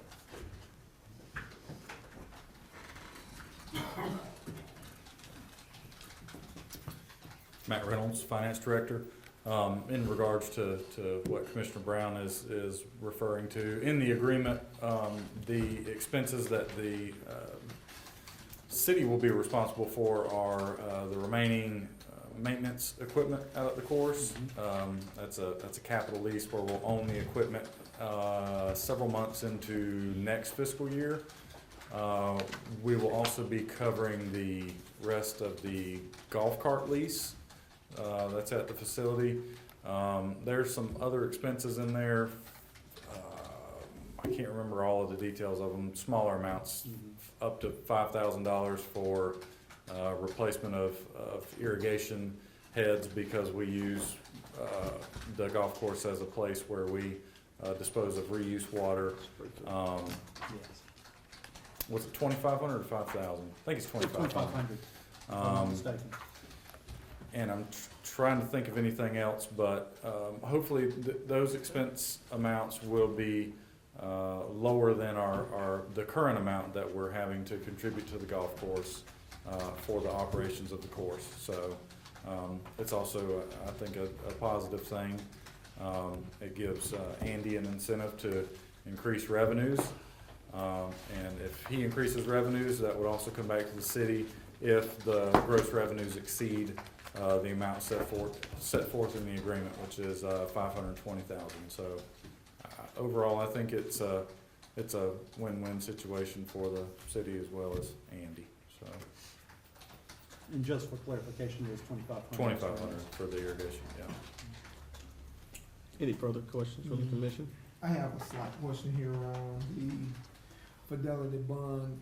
It was set at 500,000. Is there any way that can be moved? Why was it at that amount? Is it standard? Can it be adjusted? We taking that out? That's what we dropping. No. They dropping that out? Well, I know you're dropping it, but what I'm saying is that is something that is a standard thing now. We say we don't 100% know if there's a protection in what is already in place. That's what I'm saying. We've had an audit, and as part of that, we some of the things was concerned about some of the things that, with the 100 block, for example, some of the things that, as it related to the security, and we did something a little bit different. We got a little bit creative. I know this commission is able to make these decisions as it relates to how we want to accept or deny different things, but I don't want to set a precedence of constantly changing things. If that was in there, my question is there a way that it could be lowered that we're not in an unprotected mode? Because I wasn't clear on that. Well, you know, I think in this situation, you aren't setting a precedent of changing things because this is a new contract. I'm not aware of a fidelity bond requirement the city has with any contract that it has in place right now. If there is one, I'm not aware of it. I was just, it was just a concern about it being there and us striking it. That was my concern. Well, I think the difference between this and the prior situations that we're referring to, it's really apples and oranges. And when you look at it, because we're talking about a verified letter of credit as a protection for someone developing a piece of property that was owned by the city, as opposed to a franchise agreement. And I think it's significantly different. In the franchise agreement, I think the biggest thing that we want to have from a protection standpoint is making sure that there's sufficient insurance in case there's an incident that occurs on property owned by the city, that the city is insulated. And I think that's where the differences in protections come in, because we're talking about someone, in essence, providing a service on a city facility, on a city-owned facility. And so in doing that, we want to make sure that our protection, the security interest that we have, is that we're insulated in case there's any act of negligence on their part that injures another person or causes damage to our facility. The other side is when we're talking about building or we're talking about development or those things, then the protections that we're talking about are different because we're talking about protection so that it doesn't infringe upon our right to regain ownership of the property or our right based upon the delegation of use of that property for certain things. And that's where those bonds come into play. And it's apples and oranges in essence. And what we're talking about as far as protections. Well, now I can see a little bit better. I can see 2020. That being said, I mean, the fidelity bond, I'll make a motion to strike section C in removing that. And is that to approve the remainder? And approve the remainder, yes. Okay, there's a motion on the floor. Is there a second? Second. There's a motion on the floor and a second. We'll now open the floor for public hearing. Is there anyone here for public hearing? Is there any further discussion? Just quickly, Mr. Holmes, I kind of took over giving some legal advice without a retainer, so I'm happy with the help. And so I just wanted to make sure that you were in agreement with my rendition of what the security interests were. I take no exception to that. I'm comfortable with the agreement. Okay. Any further discussion? Questions called by Commissioner Campbell. All in favor say aye. Aye. Opposed, motion carries unanimously. So when do they take, when does it start? Yes. 6 days, 5 days. Mr. Hearns is in the back there. Mr. Hearns, you got anything you want to say? I'm excited. Thank you for the opportunity. That's the most words he's said since I've known him. How do you pronounce your name? Hart with a Z. Okay, let's call him by Mr. Hart. Tell him about whatever he wants to be successful. All right.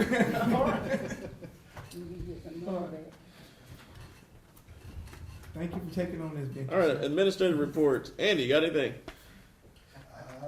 Franchise agreement starts next week. Okay.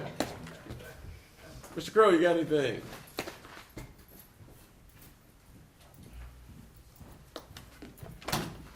After our planning director, Mr. Beer, I have a 5-page speech I would like to read. Okay, you can do that on the last day of February. Thank you. I just wanted to say, building and zoning, our mission does revolve around customer service, and we pride ourselves in helping the customers with courtesy and professionalism. We try to figure out what the problems are and help them solve them when they come up. And I wanted to be sensitive to what was said at the last commission meeting and try. We can always improve our performance. I have been trying to get feedback from our clients, our contractors, our developers. We contacted the daycare that's coming in, Tender Care Daycare on North Moody. And what the gentleman I talked to, the owner, told me, none of the city's requirements were unreasonable. We're continuing to assist this business and other businesses. Pax Karate is expanding. We've been helping them work through some of the complications of their expansion. We like partnering with our businesses and our contractors. I'm excited about where things are going. Downtown is starting to pick up. We're seeing more restaurants and entertainment-related things with the new Mexican restaurant, this and that cafe, the ongoing success of Magnolia's. We now have an application for a sports bar where the old Blues Bar was. We're seeing State Road 19, a giant service station. I forget what they call it, but we've been in preliminary discussions at the corner of State Road 19 and Krill. It's going to be a beautiful project, lots of architecture and landscaping. It's much more than a convenience store. It's like a little town center, a little mini town center. The trend that we've seen indicates this year is going to be continued growth in permits and revenue. We have high hopes. Our annexation requests continue. And I'm always happy to answer any questions that you have, and I certainly consider it our mission to work with constructively and help our clients and customers. That's what I got. All right, Mr. Kerr, we appreciate that. And I guess while we're on that, we had an opportunity today, along with Ms. Driggers and Mr. Griffith in the back, had an opportunity to do our Arbor Day ceremonies over at the college. It was a great program, and we definitely appreciate the work of Mr. Crow, along with Mr. Griffith and Ms. Driggers, and the tree committee as well, and the garden club in St. John's River State for hosting that event. It was a great event. The award ceremony, which is the first that we've had during Arbor Day, went very well, and we definitely want to thank you for bringing forth a great idea. Thank you. Okay. Mr. Griffith. Yes, real quick, sir. Just a few quick items. We are making some progress with Armstrong Contracting on value engineering of the terminal building. We have started the process of reaching out for quotes for the fireworks show for 4th of July. The Phase 2 site assessments will begin on the Wilson Cypress Mill site, as well as the 11th and St. John's Avenue site next week. That's under the Brownfields grant that we received. We do have a community planning workshop tentatively scheduled for March with the Brownfields consultant, and the topic of discussion will be the reuse of the 11th Street corridor, as well as the reuse of the Wilson Cypress Mill site. So we'll be getting a press release out soon, and we hope that you can attend and get the community to come out for that. We did have the backup generator installed at the wastewater treatment plant a couple days ago. It should go hot sometime next week, so that's looking great. We have upgraded our work order system, and we are about 90% complete with integrating our potable and sanitary database into a GIS shapefile. And we'll be able to actually track work orders geospatially and be able to report much more accurately to you. We do have both drafts of the fiscal sustainability plans for the water and sewer side of the utility. We're in the final stages of reviewing that, and Rural Water will want to come before you sometime in February or March for a presentation. And we're meeting with the SHNA on Monday night to talk about the use of TIF funds for the potable project, as well as an update to the River Street traffic calming study. That is all I have. And how did your meeting go with the North Historic? It went well. They made a recommendation to move forward with the project with some conditions, and they are drafting a letter, and we'll have their minutes be included in the CRA agenda packet next month. I was gonna ask, if you could ask about the boat being in service. It would be wonderful if we could have it running by, the festival, Azalea Festival, because people have been stopping to ask me, and I don't have an answer. We are very close. I hope that we answered the last question of the insurance agency. They had, I don't know how many questions. 6 emails back and forth now. Yeah. Wow. Yeah. And also, well, with our fireworks, can we get our communications out a little earlier this year to those standing sponsors that we have. It may be an opportunity for us to gauge where we are from the sponsorship standpoint. Again, we typically have great support from the community. I'd love to see our fireworks bigger and better. They were great. They've been great for the last few years, but we just want to make sure that we continue to give our citizens what, something that they can be proud of. Of course. Thank you. You're welcome. Ms. Tucker.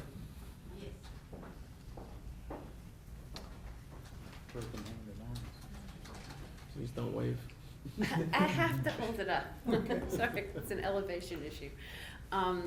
Things are going great at the River Center. The hand kind of was a catalyst that spurred the Waterworks volunteers to pull together, and they've pretty much had me 95% covered while I've been in and out of doctors. So the volunteer rate at the River Center has gone up greatly. Waterworks itself is doing wonderful. The Bronson House, at the board meeting last Saturday, they've made a committee to try to get some volunteers together to try to keep that open on a more regular basis. We've got one volunteer who's ready to start on Friday afternoons as soon as he gets back into town. So from a volunteer standpoint with the cultural facilities, it's getting better. It's still slow going. It's still probably not enough, but it's progress. Let's see if we can get, I spoke with the college today, and let's see if there may be some intern opportunities for young people who are looking to do what you do. I'd be more than happy to go back and talk with them again. I offered independent studies through both St. John's River State and University of Florida, met with some professors. The professors loved the idea. It was getting the students interested. So I'll go back and talk to the student groups, whatever we can try. I think it'd be great. Yes, I went by and talked to the people at the Senior Citizen Center, and the lady that runs it said if we'll come by one Friday, you and I can get together and do a pitch out there. It may be some folks that would like to do it, so check your schedule. And I will. She I said think that's Friday great. at noon when they come in for lunch is the best time to It's the catch the best time. majority. I can probably make time next Friday if that would work for you. I'll double check my schedule and I'll get with you on that. That'd be great. That'd be wonderful. Any other questions? Anybody? Thank you, Ms. Tucker. Thank you. Can I make one comment? Yes, sir. Mandy needs to be commended on her assistance that she's offered me over the past 6 months.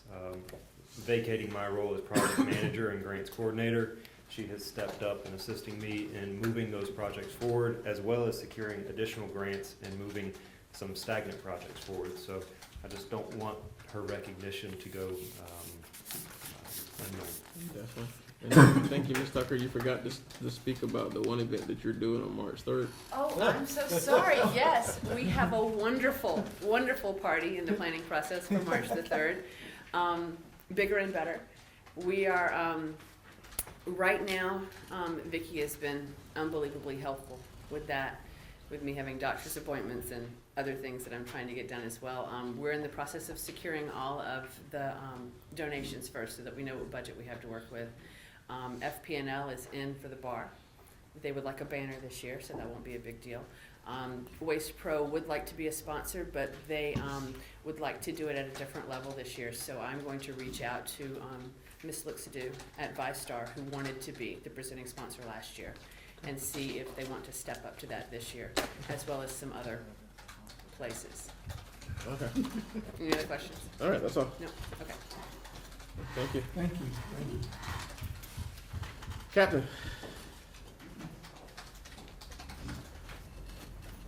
He's on the spot because Jason's not. I just wanted to mention a couple of events. The police department's going to be partnering with the Department of Juvenile Justice in an event called Success Day. The event will be held at CL Overturf Gym, and it's April 14th from 10 a.m. to 2 p.m. And basically what we're going to do is promote the success of the juveniles that were in trouble last year. And we're also going to have a PAL do a demonstration basically to give these juveniles an opportunity to use their time efficiently and maybe get involved in PAL. So that'll be April 14th. And I wanted to mention about the Palatka Pride cleanup, which will be February 18th. I know it was mentioned earlier. The time will be at 9:30 and we'll be at the riverfront. For the thing that's taking place at CeeLo, can we get some kind of communications out to the schools? Because I think that'll be Absolutely. something that, if parents and students can get out to see that, it'll be a great idea. Yes. If we can get some kind of communications out to all of our local schools. The Juvenile Success Day, is that an annual program with DJJ? Yeah, It's and their they annual asked program. us, they asked us to partner with them this year, and I think it's a great opportunity for us to get PAL involved, which will, boost up the PAL program. Right, So- and I know we've worked with DJJ and some other programs, and they've actually been a part of our Palatka Pride stuff as well. So we want to just make sure we continue that partnership, and we definitely thank you guys for the work that you do in the community. Thank you. And we know you've been busy lately. Yes, sir. Yes, sir. Chief.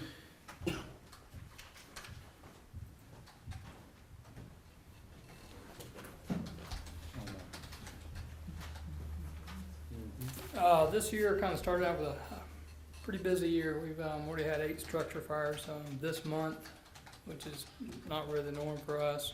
3 mutual aid fires in the county, 191 emergency calls, continue to flow and test hydrants and do fire prevention and inspections and pre-plans, and we're up to date on that kind of stuff.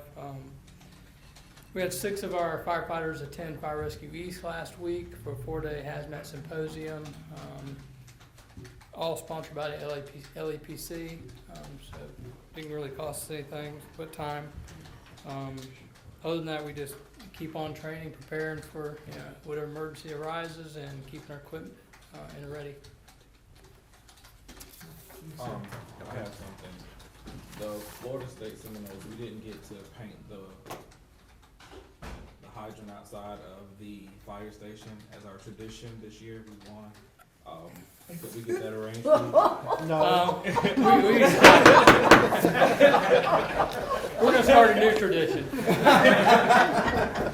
Let's paint the fire station. Green means you're good, right? You would say that, but you know, right? Commissioner Campbell, please wait until you're recognized before speaking from now on. Had it been the other way around, you would have agreed to it. Mr. Reynolds, do you have anything? Annual auditors have been on site for the past few weeks. They wrapped up all of their on-site stuff that they normally do, I believe it was Tuesday. We'll still be working through a lot of preparing the comprehensive annual financial report over the next few months, through the end of March. Going to be working on audit services RFP since last fiscal year was the last year of the agreement with the current auditors. So I'll be sending that out to all of the commission to review it before it gets sent out, and we'll be getting that out. We'll be preparing budget amendments for the next meeting for the transfer from Better Place back to the general fund. That was mentioned in the state audit, so that'll be on the meeting in February. And that's all I can think of. It's good to have reserves up, right? Amen. Yep. Ms. Triggers. Staying busy. That's a Really short busy. report. It was a nice, I got you. ceremony. I got you. I got you. Mr. Holmes. Very briefly, been in communication with the bond company attorney and the bond company representative regarding the Riverboat number 1, which we don't have, of course. In essence, I've asked them to, if they can't show us that there has been some progress in the next 10 days, I've advised that we'll be scheduling Mr. Cunningham's deposition and renewing the litigation, firing it up, and moving forward one way or the other.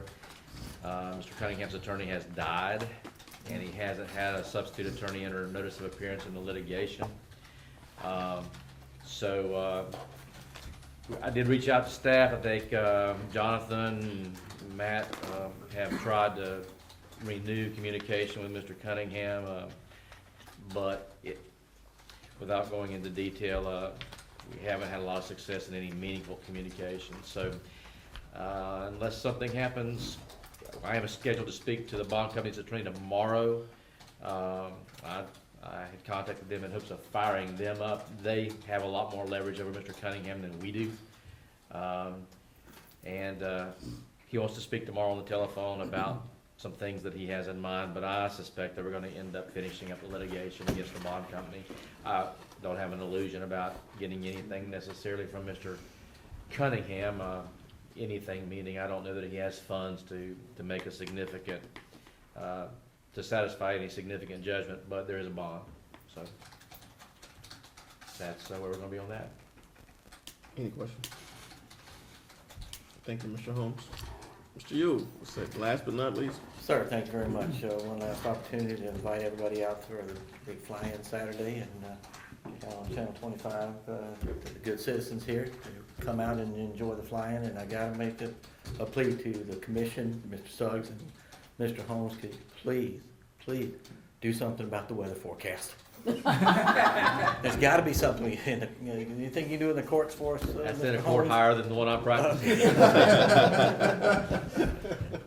That's off 58 and, mostly sunny, would be okay. It's gonna happen. There's a lot of behind the scenes, a lot of teamwork going on out there from, the city, the behind the scenes thing there, with the advisory board and the front scenes, starting to come together. Equipment and stuff starting to be delivered. Tomorrow will be a busy day getting the fencing up and everything. I thank Jonathan, Chief. John, for I your just help. supposed to have a big plane out there? The big one that I thought was coming, cannot come, the C-46. We have a C-47 coming, one number different. But that's a cargo aircraft that was involved in, I believe, the Normandy invasion, and some other warbirds and antiques, and should be another good day. But, anyway, please come out if you can. We look forward to it. Thank you very much. It's a great event. We look forward to it. We certainly appreciate your support, the city support, and your creating the kind donations that came out. A lot of businesses helping us out here, and just everybody come out and roll the red carpet out like this event's known for throughout the aviation world and this part of the state. Thank you. Thank you. Mr. Suggs. Just echo what you've heard there tonight from staff. I'm just very pleased with all the work that's being done. We've got a great start on the new year. Looking forward to our trip to Washington DC in a couple of weeks, and a lot of conversation with our lobbyists. You may touch on that in your report, so I won't touch on it in mine. But I think we're going to see some fruits of the labor, and looking forward to it. And that's really all I have, Mr. Mayor. Thank you. Commissioner Williams. Just, glad to see, all that's been taking place. It's about my second meeting. Third. What third? I keep forgetting that very first meeting when I got sworn in, but, just looking forward to get my feet wet and keep moving forward with this commission. Thanks, guys. Thank you. Commissioner Boyle. All right, well, I'd like to thank, Mayor Hill for allowing me to attend the career day, at Jenkins Middle. I had the honor and privilege to help, the kids as well as with, our HR director. I mean, we had an awesome time there. We had over 400 students to come through, share in what they would like, to be in their career, as well as what we also do in our career and share with them, the things, the requirements to get where we want to be. So, long story short, we saw a number of kids, and it was a very, very awesome day. During that time, we didn't have our city paraphernalia. These are things that was ordered that we did not have when we originally set up our stations. But long story short, but we need the opportunity to be able to market the city and city of Palatka. Everybody else had their paraphernalia there and marketing. So Jessie in the payroll department, she designed this cup, the colors and swirls, among other things. So these are things that we can put out, and pins and different things of that nature that we can give to people as tokens of what we're about, the city of Palatka. So long story short, we had a really awesome time there, and it was a really, really good, positive thing. I do have a question that Mr. Mayor's up there. Yes, Do we have enough of this paraphernalia to drop off to the school counselors? So that the absolutely. kids may have, or just so they can have like a display or whatever in there? That would be a good question to our HR director, I but, think it should, because that was the point, Right. because I talked to her prior to, that was the point of getting this kind of stuff was to have two giveaways, so I think it should be enough to at least drop some back off at the schools to give those kids that can get it, you know, that come to the office. and we were also able to just share with the kids as a lot of them didn't even know what the city did in terms of, the various departments we have, the opportunities that we have, and also a lot of them didn't know what the commission did. So kind of explain to them all those different things and how they can become a part of, the city, as a whole. That's enough with the Jenkins thing, but, I'd like to thank the city manager for bringing forth the various reports from all of the department heads. I think that's a real key thing that we need to, continue moving forward, as it relates to the various things. A lot of times, you know, we get caught out in the wild and people like to know what's happening in the city. I think that's a really, really good thing that we are sharing the good things that's happening in our department. So, again, I'd like to thank you, Terry, for the great work you're doing. Thank you. You're welcome. That's all I have, man. Commissioner Campbell. Just real brief, I'm just excited about what I'm seeing. The conversation that I'm having or that I'm hearing about Palatka is beginning to change. And I think that's with the help of the citizens, our dedicated staff, and those that continue to support us even from afar. Had the opportunity to go to Chicago with the Police Athletic League for training with regards to mentoring, and from that, we met with a citizen from Palatka that's definitely looking forward to coming back to Palatka and, you know, doing things within our city. Additionally, the work that the other pals around see going on in this small town is like wildfire spreading. And we're definitely excited about that. So on February the 2nd is a kickoff for the PAL mentoring program. And it's gonna be at the Putnam County Library at 5:30.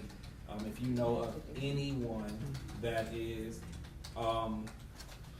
you know, a child that is in need of mentoring, definitely give us their information or provide, you know, tell them to come out.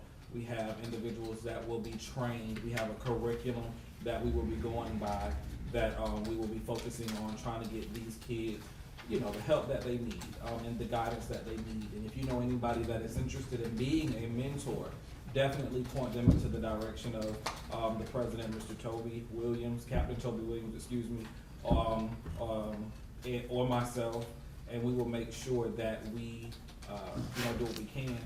Myself, along with Commissioner Williams, will be working with the young individuals within that group to start a council, hopefully. We're in the beginning stage of exploring all of that kind of stuff. So again, I'm excited about what we're doing. I'm excited about what I'm seeing, and I'm excited that we are actually getting our children involved in the process as well. Vice Mayor Brown. Where you looking at? Today, we went out to the Arbor Day ceremony.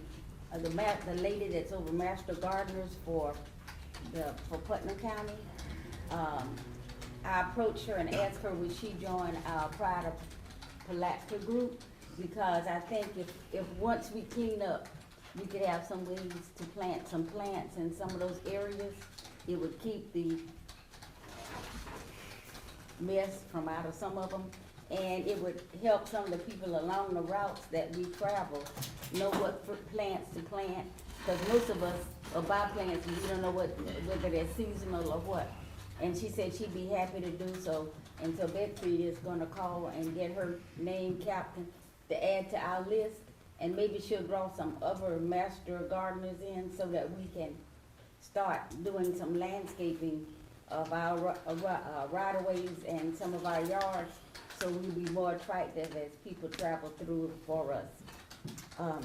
The other thing is, I'd like for us to put on our agenda next time to discuss yard sales.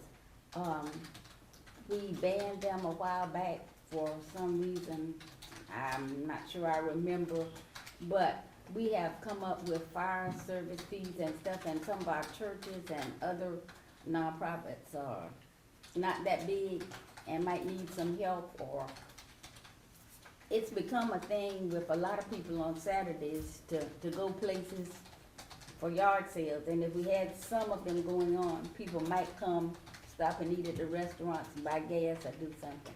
So I'd like for you guys and Tammy to help look at it and see if we need to kind of tweak it a little bit so more people will be able to do it.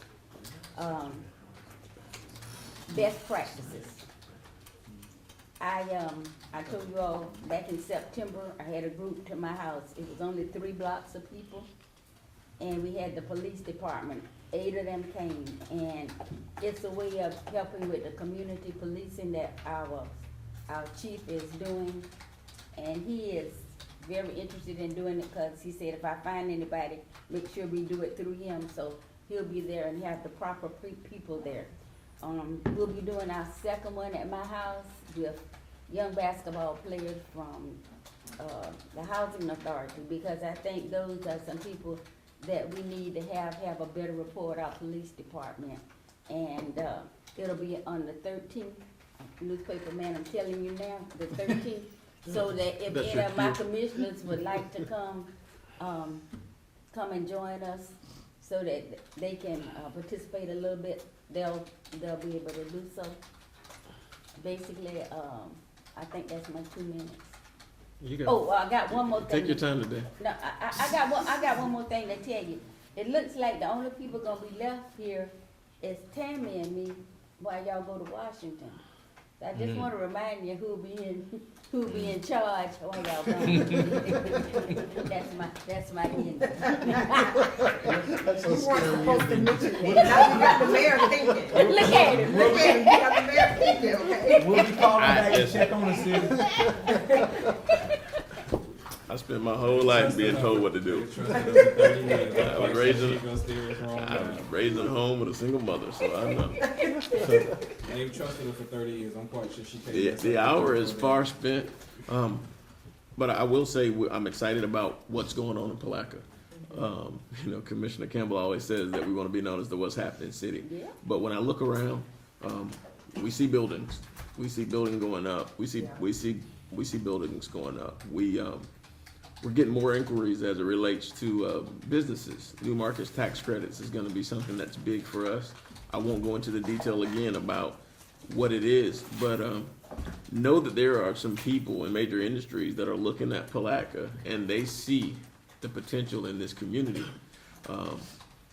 We as citizens need to see it and stop breathing life into things that are dying. And we need to continue to talk about the good things of Palatka. When I look at our staff, the things that's going on and how these guys are working and doing the things that they do, they go over beyond the call of duty. I'm out in the middle of the night with the fire department and I'm watching what they do. Yes. And it's just amazing to see them. I had an opportunity, unfortunately, 2 times in the same week to see those guys at work. We see the police department and the efforts that they make, and just watching them interact, particularly with some of the younger citizens and little children during community events. We look at the things that are going on in the airport, at the River Center, all over, and we're looking at the way the aesthetics of the community is changing as a whole.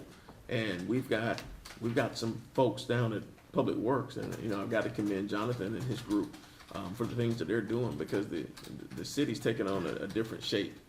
Aesthetically, they're at a point where they're staffed in the proper manner, and things are being, and there's a machine that's starting to work, and the morale seems to be up overall. And Mr. Suggs, that a lot of that's due to your leadership, and we thank you for the stuff that you're doing within this community.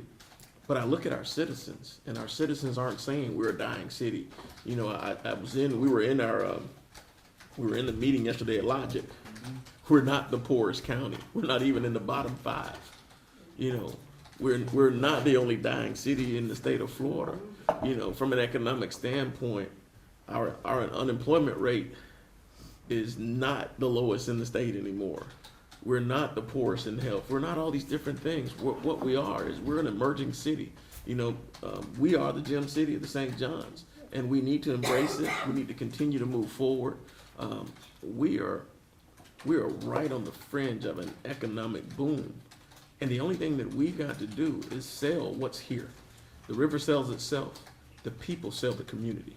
And if we continue to do that, then Palaka's gonna emerge, Palaka's gonna grow, and we're gonna be fine. You know, we came into a dire situation, and it's prospering, it's growing, there's potential, and there's an opportunity for Palaka to continue on and have hope, and the hope is here. And so now it's time for us to do work and to make it a reality.